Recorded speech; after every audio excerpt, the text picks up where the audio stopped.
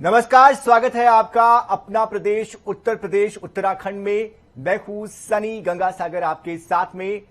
Bulletin की शुरुआत करेंगे सबसे पहले इस वक्त आ रही बड़ी खबर से। बता दें कि दिल्ली से यह बड़ी खबर है। दिल्ली में बीजेपी मैनिफेस्टो कमेटी की बैठक जारी है। यूपी चुनाव के लिए घोषणा पत्र पर मंथन जारी है। मंत्री सुरेश खन्ना की अध्यक्षता में यह बैठक जारी है। सांसद बृजलाल और विजयपाल तोमर इस बैठक में मौजूद है। सीमा द्विवेदी, रीता बहुगुणा जोशी भी इस बैठक में मौजूद है। तो दिल्ली से यह बड़ी खबर, जहां महत्वपूर्ण बैठक जारी है। किस तरह से आगे की रणनीति तय करनी है, मैनिफेस्टो कमेटी की यह बैठक है। और इस खबर पर विस्तार से जानकारी देने के लिए हमारे साथ हमारे संवाददाता स्पर्श शर्मा हमारे साथ जुड़ चुके हैं। स्पर्श, कितना वक्त हो चुका है इस बैठक को शुरू हुए और किस तरह से इस बैठक में क्या बड़े निर्णय हो सकते हैं, कौन कौन से वो बड़े बिंदु रहेंगे जिस पर आज की बैठक में फैसला हो सकता है? देखिए, बीजेपी मैनिफेस्टो कमेटी की ये बैठक दिल्ली में हुई है। इस बैठक में मंत्री सुरेश खन्ना मौजूद रहे हैं। इसके अलावा जो कमेटी के सदस्य हैं उन्होंने जो है इस बैठक में जो है शिरकत की है। भारतीय जनता पार्टी किस तरीके से उत्तर प्रदेश विधानसभा चुनाव के लिए का जो मैनिफेस्टो है वो बना सकती है, उसको लेकर जो है ये बैठक का जो है फिलहाल दिल्ली में जो है बुलाई गई थी। इसमें बात करें तो सभी वर्गों का ध्यान रखने की कोशिशें जो है यहाँ पर इन नेताओं की तरफ से जो मैनिफेस्टो बनाया जा रहा है उसमें जो है की गई है। 200 से अधिक बिंदुओं पर डिस्कशन जो है वो आज की इस बैठक में जो है किया गया है। चाहे वो अलग अलग वर्गों की बात की जाए और महिलाओं के लिए भी जो है किस तरीके से इस मैनिफेस्टो में जो है बातें हो सकती हैं, उसको लेकर भी चर्चाएं जो है इस बैठक में जो है की गई। क्योंकि हम देख रहे हैं कि कांग्रेस जो है लगातार महिलाओं पर जो है कहीं ना कहीं ध्यान देती हुई नजर आ रही है। तो ऐसे में तमाम वर्गों की बात करें, युवाओं की बात करें, बुजुर्गों की बात करें, किसानों की बात की जाए, महिलाओं जाहिर तौर पर स्पर्श एक बड़ी जिम्मेदारी है और बड़े मुद्दे हैं यहाँ पर कि किन मुद्दों पर सहमति बन पाती है और कैसे जनता को ये रिझा पाते हैं। बहुत बहुत शुक्रिया हमारे साथ जुड़ने के लिए। अगली खबर की ओर बढ़ते हैं। भारत ने आज उड़ीसा तट के पास सतह से सतह पर मार करने में सक्षम कम दूरी की बैलिस्टिक मिसाइल प्रलय का सफल परीक्षण किया। इसकी जानकारी डीआरडीओ ने रक्षा विभाग की तरफ से दी है। बता दें आपको कि डीआरडीओ की ओर से विकसित ठोस ईंधन युद्धक मिसाइल भारतीय बैलिस्टिक मिसाइल कार्यक्रम पृथ्वी रक्षा वाहन पर आधारित है। वहीं सीएम योगी आदित्यनाथ ने भी ट्वीट करते हुए डीआरडीओ को इसके लिए बधाई दी है। उन्होंने लिखा कि सतह से सतह पर मार करने वाली स्वदेशी आधुनिक मिसाइल प्रलय के पहले सफलतापूर्वक परीक्षण के लिए डीआरडीओ इंडिया को हार्दिक बधाई। आत्मनिर्भर भारत की शक्ति की परिचायक ये उपलब्धि आदरणीय प्रधानमंत्री जी के मार्गदर्शन और भारतीय वैज्ञानिकों के अथक परिश्रम का परिणाम है। गाजीपुर में बाहुबली विधायक मुख्तार अंसारी के परिवार की संपत्ति पर सरकार ने कार्रवाई की है। बता दें कि महुआ बाग में गजल होटल की इमारत से लगी हुई दुकानों पर कुर्की की कार्रवाई को अंजाम दिया जा रहा है। मुख्तार के खिलाफ यह कार्रवाई गैंगस्टर एक्ट के तहत की जा रही है। इससे पहले भी कई स्थानों पर मुख्तार अंसारी और उनके परिवार की संपत्ति जब्त की जा चुकी है। देखिए, श्रीमान जिलाधिकारी गाजीपुर महोदय के आदेश के क्रम में गैंगस्टर एक्ट की धारा 14(1) के अंतर्गत IS 191 गैंग के लीडर मुख्तार अंसारी की जो ये महुआ बाग स्थित ये 17 दुकानें हैं और जो यहाँ पर कमर्शियल भूमि स्थित है लगभग 400 वर्ग मीटर, इन भू संपत्ति और भवन संपत्तियों को आज कुर्क किया जा रहा है। सर, इसकी अनुमानित कीमत क्या होगी?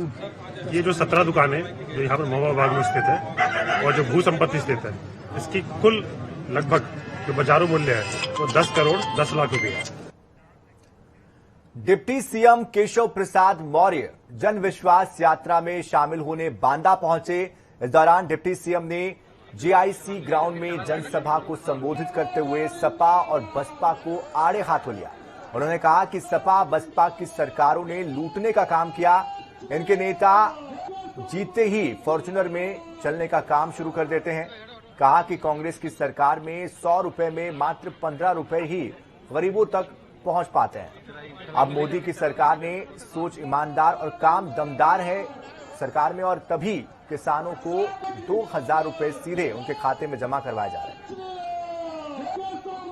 और बुंदेलखंड भाजपा का था, भाजपा का है और भाजपा का ही रहेगा। जन विश्वास यात्रा का एक ही उद्देश्य है, जो जनादेश हमको मिला था वह जनादेश निश्चित तौर से जनता के विश्वास पर हम खरे उतरे हैं। इसलिए 2022 में 2017 फिर से दोहराएंगे, प्रचंड बहुमत के साथ फिर से भाजपा की सरकार बनेगी। शनिवार की सुबह से शुरू हुई सपा अध्यक्ष अखिलेश यादव के ओएसडी नीतू यादव के घर और पार्टी के महासचिव के ठिकानों पर छापेमारी मंगलवार देर रात तक पूरी हो गई है। 4 दिनों तक चली इस छापेमारी में आयकर विभाग ने लखनऊ, मैनपुरी, मऊ, कोलकाता, बेंगलुरु, दिल्ली, आगरा के 30 ठिकानों पर एक साथ छापेमारी की। वहीं बीजेपी प्रवक्ता अश्विनी शाही ने यह कहा कि 800 करोड़ की घपलेबाजी हुई है। वहीं दूसरी तरफ सपा प्रवक्ता का कहना है कि जहां बीजेपी को कार्रवाई करनी चाहिए वहां नहीं की जाती।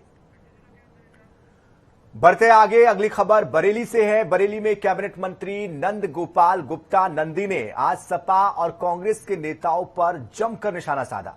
उन्होंने अखिलेश और राहुल गांधी पर तंज कसते हुए कहा कि चालाक बेटे के बारे में पता करना है तो मुलायम से पूछ ले और मूर्ख बेटे के बारे में जानना है तो सोनिया से पूछ ले।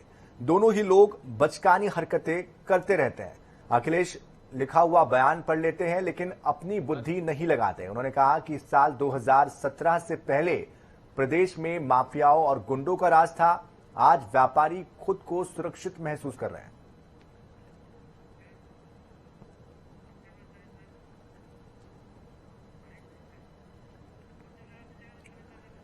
तो सपा और कांग्रेस पर सीधे निशाना साधा है उन्होंने। चालाक और मूर्ख बेटे का उदाहरण उन्होंने दिया।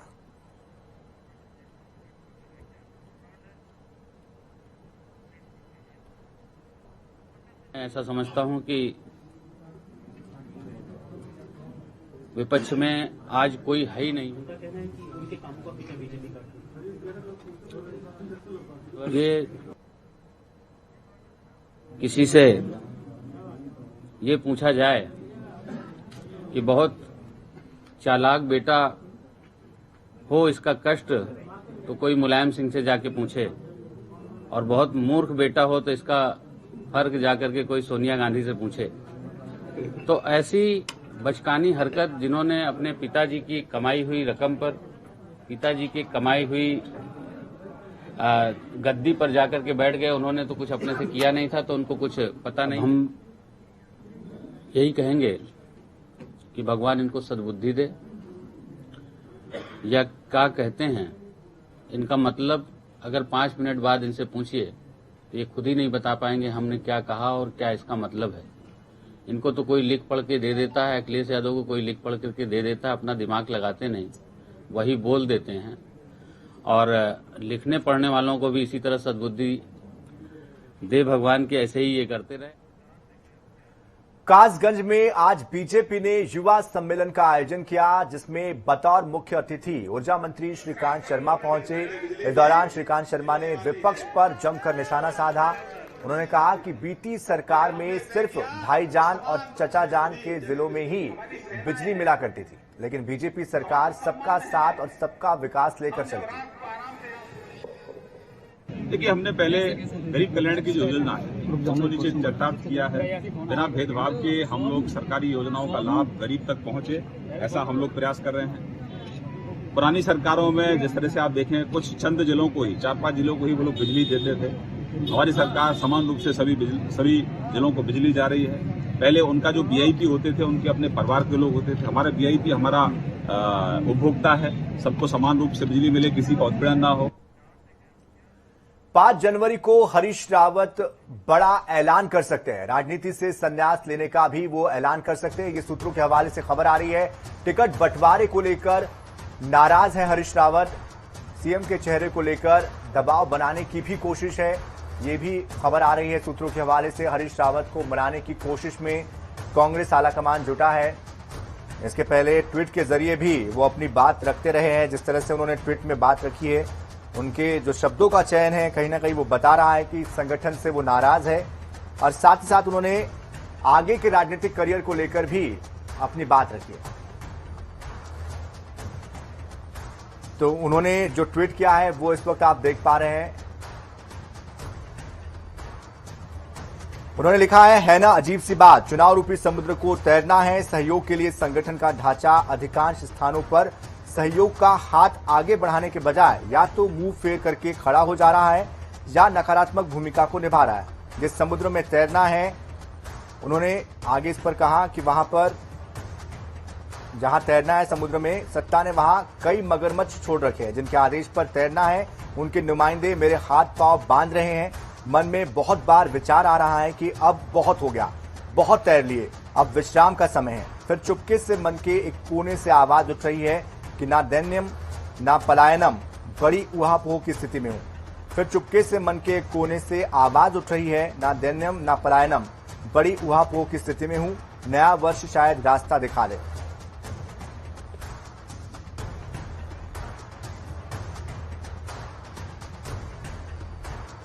तो जिस तरह से उन्होंने ये प्रतिक्रिया दी है, इस पर भी अब प्रतिक्रियाओं का दौर शुरू हो चुका है। लेकिन बीजेपी प्रवक्ता ने क्या कुछ कहा है, आइए आपको सुनाते हैं। तो हमको ये लगता है कि हरीश रावत जी की जो फेसबुक आ रही है, 3 दिन से फेसबुक आईडी में जो लिख रहे हैं, कहीं उत्तराखंड भी पंजाब न बन जाए और कहीं ऐसा न हो कि हरीश रावत जी कैप्टन अमरिंदर जी के रोल पे ना आ जाएं। इससे भी इनकार नहीं किया जा सकता है। ये जो तीसरी पोस्ट आज मैं पढ़ रहा हूं, तीसरी पोस्ट को देख करके तो ऐसा लग रहा है कि अब वो अंतिम लड़ाई लड़ने के मूड में आ चुके हैं। ये सारी लड़ाई कांग्रेस के अंदर है। तो जिस तरह की प्रतिक्रियाओं का दौर जारी है, ऐसी ही प्रतिक्रिया कल संगठन को लेकर मध्य प्रदेश के पूर्व मुख्यमंत्री और विपक्ष के नेता कमलनाथ ने भी उत्तर प्रदेश पहुंचने पर दी और उन्होंने भी संगठन पर कई सवाल खड़े किए। ऐसा समय था हम जा सकते थे प्रचार में, कह सकते थे ये गांव कांग्रेस का है। आज तो हम ये नहीं कह सकते ये मकान कांग्रेस का है। भाई बेटा चाचा चाची बाप अलग अलग वोट देगा। राजनीति बहुत स्थानीय हो गई है, पर हमारा स्थानीय संगठन कहां है? हमारा स्थानीय संगठन कहां है?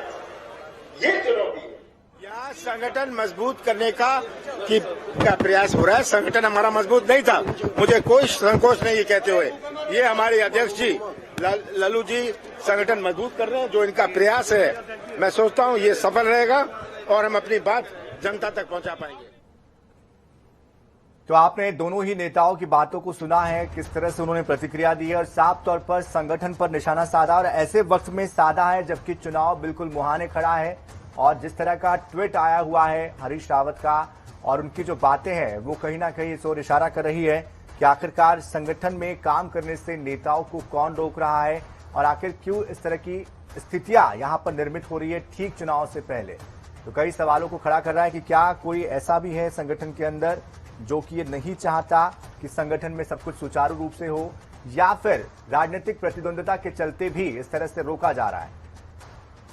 क्योंकि प्रियंका गांधी लगातार आक्रामक अंदाज में प्रचार प्रसार में जुटी हुई है, लगातार वो हमलावर भी है। ऐसे में अब यूपी के चुनाव संगठन को लेकर जिस तरह की बातें आ रही है और जिस तरह से उत्तराखंड के चुनाव संगठन को लेकर या वहां के कांग्रेस के संगठन को लेकर बातें निकल कर आ रही है, जाहिर तौर पर आने वाले समय में पार्टी के लिए कई मुश्किलें खड़ी हो सकती। और इस खबर पर विस्तार से जानकारी के लिए अजीत कंबोज हमारे संवाददाता हमारे साथ जुड़ चुके हैं। अजीत, जिस तरह से ये लगातार बयानबाजी आ रही है, जिस तरह का ये ट्वीट आया है, क्या इसके मायने निकाले जाए? क्योंकि चुनाव बिल्कुल सामने है, सिर पर है और इस वक्त इस तरह से बड़े नेताओं का ये बातें कहना संगठन को लेकर, क्या समझे इसको? बिल्कुल, जिस तरह से ठीक 12 बजे की बात की जाए दोपहर के, तो पूर्व मुख्यमंत्री हरीश रावत ने ट्वीट किया था, अजीत पोस्ट के माध्यम से अपनी एक बात रखी थी। उसके बाद से ही देहरादून से लेकर दिल्ली तक के जो तमाम कांग्रेस संगठन के मुखिया है, शीर्ष नेतृत्व है, सभी में हलचल पैदा हो गई है। और सीधे तौर पर हरीश रावत की अगर बात की जाए तो हरीश रावत ने जब उनसे मीडिया ने सवाल किया तो उन्होंने एक बात कही थी कि जब सही वक्त होगा तब इसका भी जवाब दिया जाएगा। फिलहाल एफबी पोस्ट के माध्यम से अपना दर्द उन्होंने बयां किया है और सीधे तौर पर निशाना साधा है उन लोगों पर जो उनकी राजनीतिक तैयारी पर किसी तरह से कुठाराघात कर रहे हैं। सीधे तौर पर हरीश रावत का कहना है एफबी पोस्ट के माध्यम से कि राजनीतिक तैयारी में वो लगे हुए हैं, चुनाव में किसी भी तरह से कांग्रेस की वापसी करानी है, लेकिन राजनीतिक समुद्र में कुछ लोग मगरमच्छ की भूमिका में हैं और उनके नुमाइंदे हरीश रावत के हाथ पांव खींचने का काम कर रहे हैं। तो सीधे तौर पर निशाना उन नेताओं पर है जो हरीश रावत की कहीं ना कहीं एक तरह से सीधे तौर पर कहें तो पैर खींचने का काम कर रहे हैं। चुनाव सर पर है, हरीश रावत पूरे प्रदेश के लगातार भ्रमण पर है, लगातार बैठकें कर रहे हैं और उसके बाद भी अगर इस तरह की बातें निकलकर सामने आती हैं, कांग्रेस को कमजोर करने की बात सामने आती है, तो कहीं ना कहीं वो दर्द था जो हरीश रावत ने ट्वीट के माध्यम से बयां किया है। बिल्कुल, लेकिन अजीत एक बात इसमें महत्वपूर्ण ये भी है कि उन्होंने कहा कि नए साल में शायद कोई रास्ता निकल जाएगा। ये इसका क्या मतलब हम माने, क्या एक दबाव की राजनीति वो भी कर रहे हैं? सीधे सीधे आला कमान को ये मैसेज देने की कोशिश वो कर रहे हैं कि अगर जल्द से जल्द मुझे फ्री हैंड नहीं किया जाता या इन दिक्कतों को, इन मगरमच्छों को दूर नहीं किया जाता तो वो इसके लिए मजबूर हो जाएंगे कि वो आने वाले समय में कोई बड़ा और ठोस कदम उठाएंगे।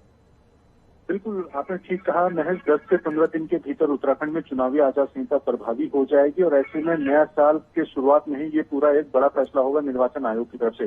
तो ऐसे में ऐसे मौके पर जब हरीश रावत ने पोस्ट लिखी है और सीधे तौर पर एक दबाव बनाने की कोशिश की है शीर्ष नेतृत्व पर, अगर पिछले बैकग्राउंड पर हरीश रावत के हम जाए, जब ये पंजाब के प्रभारी थे तब इन्होंने इसी तरह की एक चिट्ठी हाईकमान को भेजी थी कि वो पूरी तरह से उत्तराखंड राजनीति में रमना चाहते हैं तो इनके प्रदेश प्रभारी पंजाब के पद से मुक्त किया जाए। और अब एक बार फिर से इन्होंने अपनी फेसबुक पोस्ट के माध्यम से शीर्ष नेतृत्व को बिल्कुल जाहिर तौर पर जिस तरह के शब्दों का इस्तेमाल किया है, जिस तरह की परिस्थितियां और जिस तरह की टाइमिंग है, ये संगठन के लिए आने वाले समय में दिक्कतें खड़ी कर सकता है। आप नजर बनाए रखिए, आगे भी आपसे अपडेट्स हम लेते रहेंगे। बहुत बहुत शुक्रिया इस पूरी जानकारी के लिए अजीत कंबोज। चलिए अब रुक करते हैं फटाफट खबरों का। कानपुर में ठंड ने तोड़ा कई सालों का रिकॉर्ड। डीएम ने 2 दिनों के लिए बंद किए 12वीं तक के स्कूल। चंदौली में बढ़ती ठंड को देखते हुए जिलाधिकारी का बड़ा फैसला। जनपद के सभी सरकारी और गैर सरकारी स्कूल कॉलेज 23 और 24 दिसंबर तक रहेंगे बंद। बदायूं में तेज रफ्तार बोलेरो ने बाइक सवारों को रौंदा, 2 की मौत। बोलेरो की रफ्तार तेज होने के कारण हुआ हादसा। फर्रुखाबाद में वृद्ध महिला के घर पर कब्जा करने पहुंचे दबंग। महिला के घर में पहुंचकर किया गाली गलौज। पीड़िता ने थाने में दी तहरीर। गोरखपुर में शिक्षा के मंदिर में गुरु का सत्याग्रह। कुलपति और विश्वविद्यालय प्रशासन से नाराज होकर खोला मोर्चा। बहराइच में गैस रिफिलिंग की दुकान में लगी आग। मौके पर पहुंची पुलिस और दमकल की गाड़ियों ने आग पर पाया काबू। फिरोजाबाद में कार चालक को नींद आने से खड़े ट्रक से मारी टक्कर। चालक सहित 3 लोगों की मौके पर ही मौत। मथुरा में एक अज्ञात व्यक्ति का लटका हुआ शव मिलने से क्षेत्र में सनसनी। शव को पोस्टमार्टम के लिए पुलिस ने भेजा। जांच में जुटी पुलिस। बुलंदशहर जिला जेल में डीजी, डीएम, एसएसपी ने 500 बंदियों को सर्दी से बचाव के लिए बांटे गर्म कंबल और गर्म कपड़े। रोटरी क्लब फ्रेंड्स ने किया था आयोजन।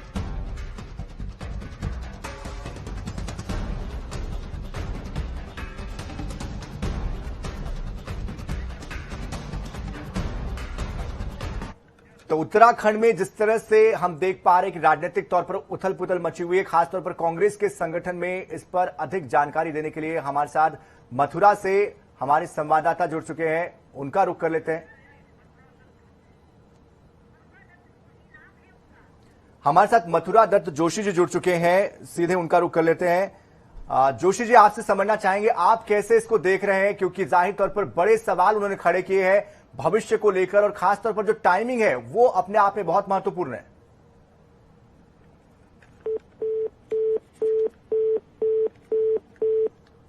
लगता है संपर्क हमारा टूट गया, हम दोबारा से कोशिश करेंगे जुड़ने की।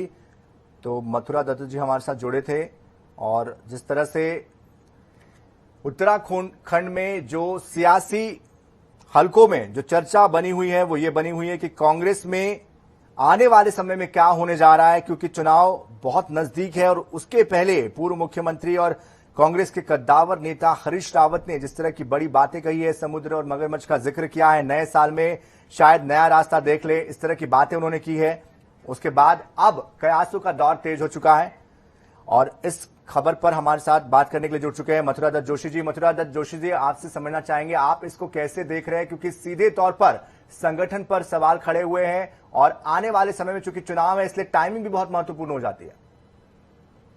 नहीं, देखिए, हरीश रावत जी पार्टी के वरिष्ठतम नेता हैं। वो प्रदेश के नहीं, वो देश के भी वरिष्ठतम नेताओं में से हैं। लंबा उनका राजनीतिक जीवन है और कुछ बातें उन्होंने कही हैं। निश्चित रूप से उनका ट्वीट आया है और जो भी बातें होंगी वो संगठन के हित में होंगी। वो कांग्रेस पार्टी के वफादार सिपाही हैं, सिपाही रहे भी हैं, पर एक विपरीत परिस्थितियों में उन्होंने कभी पार्टी छोड़ने की बात नहीं की, पार्टी के खिलाफ बात नहीं की।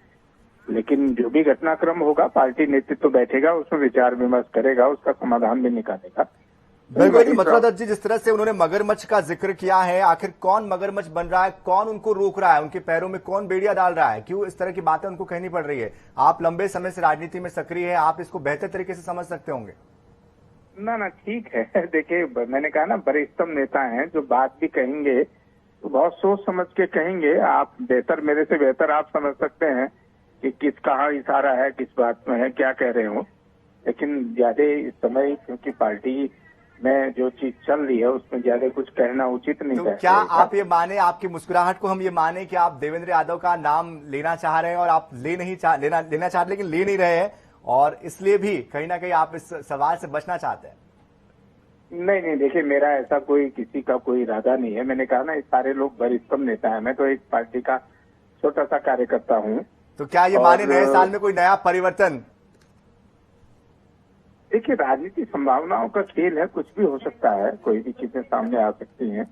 लेकिन मैं जहां तक समझता हूँ, हरीश रावत जी ऐसा कोई कदम नहीं उठाएंगे जिससे पार्टी को नुकसान हो।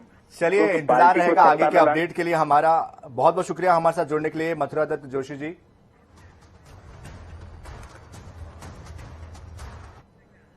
तो उत्तर प्रदेश और उत्तराखंड में पल पल के अपडेट्स आप तक आगे भी हम पहुंचाते रहेंगे।